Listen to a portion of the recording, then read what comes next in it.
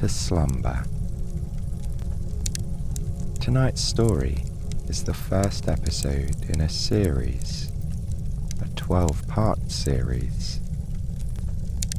It's a relaxing retelling of some of the most famous stories in Greek mythology, the 12 Labours of Hercules. Hercules, or Heracles to use his Greek name, was one of the great mythological heroes renowned for his superhuman strength and bravery. He lived an action-packed life, battling monsters and embarking on countless adventures. And eventually, he became a god. Tonight, we'll get to know our hero and join him at the beginning of his epic quest. Hercules' first task, the first of the 12 labours, is to defeat the lion, Nemea. So, let's get ready for tonight's story. Make sure you're in a comfortable position, with your head supported and your arms and legs loose and relaxed. Once you've found that perfect position, take a deep breath in, and as you breathe, imagine your mind clearing. There are no thoughts, no worries. You breathe in and out, and let everything go. You can let yourself relax completely. Right now, there's nothing you need to do but listen to my voice as we begin our story.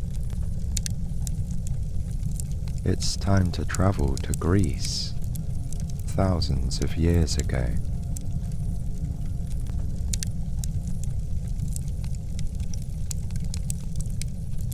In the mountains in the heart of Greece was a sacred place named Delphi. For the ancient Greeks, it was the center of the world. Delphi was surrounded by limestone cliffs known as the Shining Ones. When the midday sun hit the rocks, they dazzled. It was as though the gods themselves were casting their light on Delphi, illuminating the landscape and the beautiful temples that had been built in their honor. The sanctuary at Delphi consisted of several temples.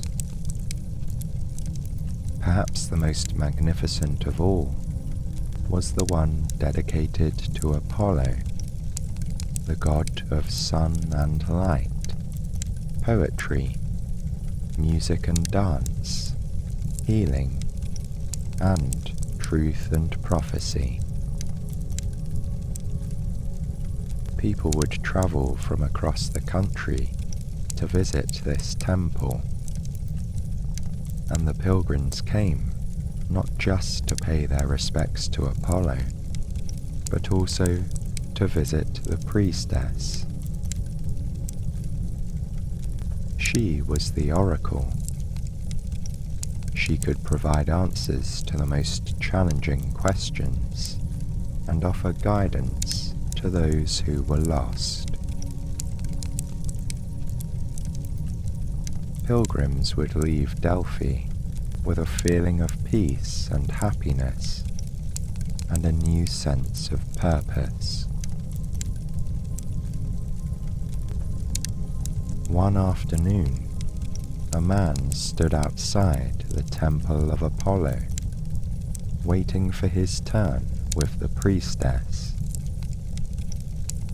He had travelled for days and taken part in rituals and processions to prepare for the meeting.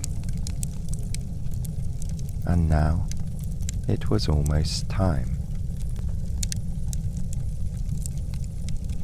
The man who waited was tall and muscular, with a short beard and dark curly hair. His skin was tanned a deep golden brown from long days on horseback under the sun. At first glance, the man seemed young, in his 20s perhaps, or early 30s. But somehow, his dark eyes made him look older. The other pilgrims at Delphi noticed this man and exchanged whispers. Who was he? There was something about him, a kind of aura almost. Some said that in his gaze there was a glint of the divine. And it was true. The man was not a god, not yet, but he was the son of a god. His name was Hercules. His father was Zeus, the god of the sky and thunder, and his mother, Alcmene, was a mortal. But she was one of the wisest and most beautiful of all mortals, with eyes to rival those of the goddess Aphrodite. Even at an early age, there had been signs that Hercules was different. When he was just 8 months old, 2 enormous snakes had slithered into the nursery that he shared with his twin brother. Seeing the snakes, his brother had cried in fear, but Hercules had grabbed a snake in each of his pudgy little hands and squeezed the life out of them. With a god for a father, of course Hercules was going to be something special. But nonetheless, his mother was astonished by her son's strength and bravery. She consulted a famous prophet, Tiresias, who predicted an extraordinary future for the child. According to the prophet, Hercules would grow up to defeat all kinds of monsters. He was destined to become a hero. And so, over the years, Hercules grew up. He became a man, but he had not become a hero yet. Now, he was patiently waiting his turn to meet with the oracle at Delphi. In recent years, Hercules had felt lost. He wanted direction, purpose, and Delphi was the place to find it. Standing in front of the temple, Hercules was surprised by how relaxed he felt. All his life, he had been restless and impatient, rushing from one experience to the next. But now, he felt calm, in an almost meditative state. Perhaps it was the result of the sacred rituals he'd taken part in, the trances, and that dreamy procession along the sacred way with laurel leaves in his hands. Already, Delphi had changed him, and he hadn't even met the oracle yet. Hercules took a slow, deep breath and looked around. He could see the valleys spread out below, the sprawling olive groves, the clouds rolling over the distant mountains, casting soft shadows. A bird of prey flying high above, wheeling around in slow circles, and the shining cliffs gleaming gold beneath the afternoon sun. What a beautiful place, thought Hercules. He was so lucky to be here. Closing his eyes, he savoured the warmth of the sun on his skin and the fresh mountain breeze that blew through his hair. He waited and waited,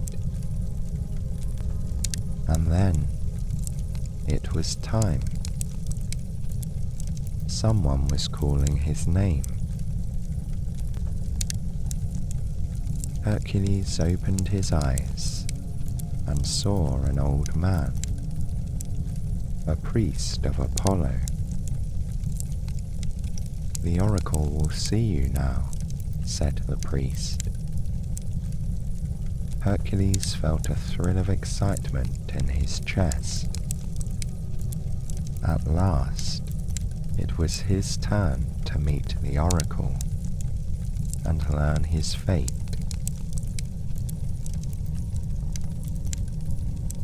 The priest led Hercules into the temple, past enormous statues and columns.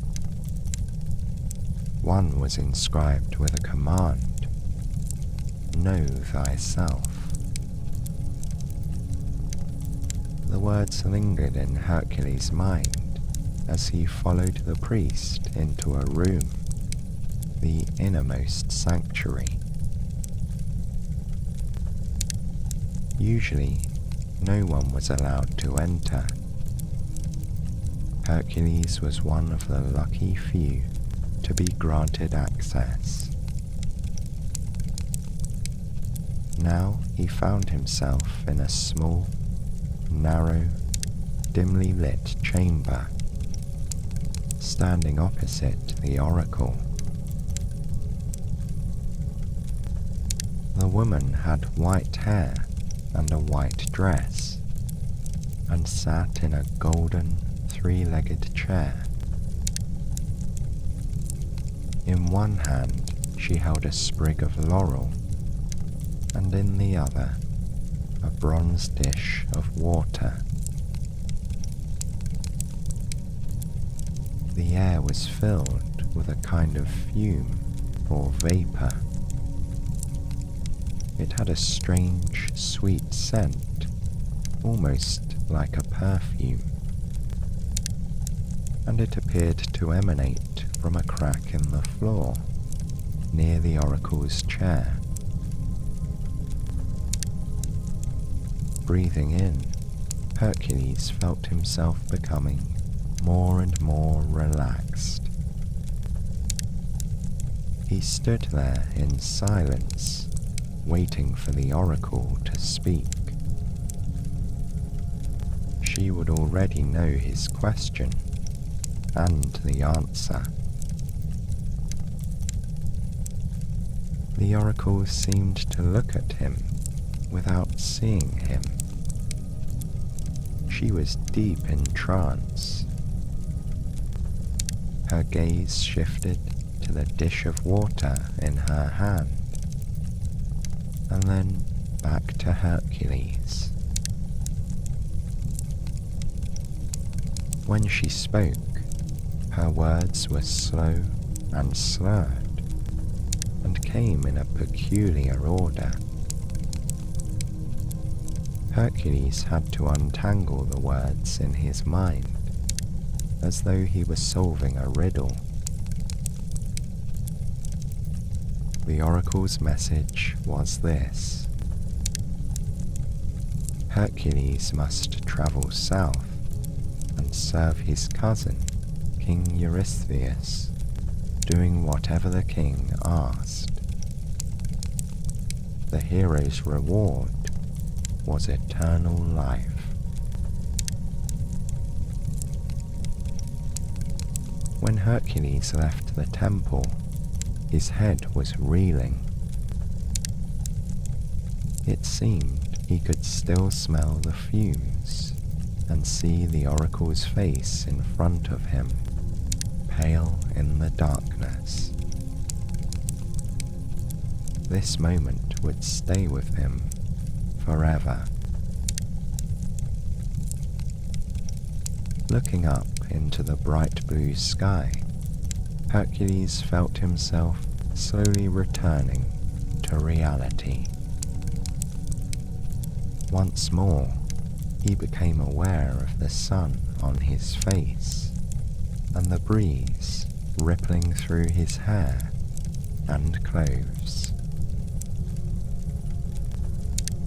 He had his answer now. It wasn't the answer he'd expected or wanted, but it was an answer. And he trusted the oracle. She spoke on behalf of Apollo, after all. There was no higher authority. The next day, Hercules left Delphi. His pilgrimage to the center of the world had come to an end. Now it was time to begin another journey.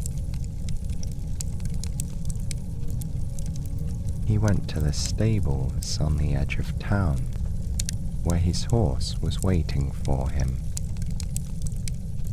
She was a beautiful grey mare, and he loved her more than any other living creature. He had named her Ianthe, which meant violet flower. The first time he'd laid eyes on her, she had been living among other wild horses, grazing in a meadow surrounded by purple flowers. Now she was eating hay in the stable, where she'd been patiently awaiting his return. Hercules stroked her neck fondly, then rested his head against hers. He wasn't exactly looking forward to the journey south, but at least they were together again. And once he was on the road, he felt differently. After days in Delphi, it was refreshing to be on the move again, passing through golden fields and riding along high coastal paths which overlooked the sparkling blue ocean. Further south, Hercules rode through endless acres of olive trees and undulating green hills, passing village after village after village, until, at last, he arrived. Night had fallen, and he was exhausted. The king's palace stood at the top of the hill, encircled by cypresses. In the moonlight, and in Hercules' fatigued state, it looked unreal, like something he'd dreamt. As Hercules slowly rode up the path, the sounds of trotting hooves and whirring cicadas blended together, creating a hypnotic rhythm. He could almost have fallen asleep right there, sitting astride his horse. But somehow he made it to the top of the hill. After ensuring that Ianthe was safe in the palace stables, Hercules went inside to announce his arrival to the king, his cousin. They hadn't seen each other for many years.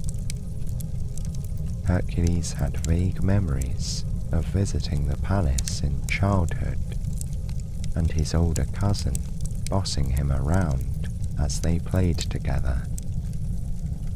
He had even stolen some of Hercules' marbles. He smiled, wondering if the king remembered too. In a way, it was fitting that the oracle had sent him here, of all places. Here he was again, about to receive more orders from his cousin. When the king saw Hercules standing in the entrance hall, he could barely contain his astonishment. And when he heard the reason for the visit, his eyebrows went up even higher. The oracle at Delphi had told Hercules to serve the king and do whatever he commanded. How peculiar, but if that's what the oracle said. The king laughed and gave Hercules a pat on the back. He was sure he could think of something for him to do. But first, dinner. His cousin must be hungry after the long journey. With a smile, Hercules politely declined. All he wanted right now was a cup of water and a bed. He was longing to lie down. Right away, a servant escorted Hercules upstairs to a guest room. Not the grandest guest room, Hercules noticed. He remembered that there were others far bigger and lavishly decorated. This room was rather modest, with simple wooden furniture. But in his current sleepy state, Hercules didn't really mind. He gratefully drank the water the servant brought him. Once he'd quenched his thirst, he held the cup to the light of the oil lamp to admire the details. The orange cup was beautifully decorated in black designs. There was an image of the wine god Dionysus reclining in a boat in the middle of the sea. And all around were glossy dolphins moving joyfully through the waves. As Hercules slowly turned the cup in his hands, the intricate details caught the light and seemed to shine. It didn't matter that his room was humble, he realized. Beauty was everywhere. Hercules set down the cup, then let out a long, satisfying yawn. The bed looked rather ordinary, with its simple wooden frame, but he was so tired that being able to lie down on any bed seemed like the greatest luxury in the world. And it turned out to be more comfortable than it looked, sinking gently under his weight as he stretched out. He closed his eyes and took a deep breath, which seemed to flow right through him. He could feel his body relaxing, his mind emptying, and soon he fell fast asleep.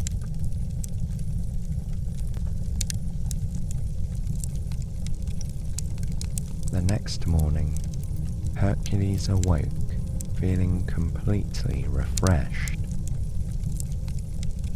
He bathed and dressed, then went in search of the shady terrace he remembered from his childhood. The terrace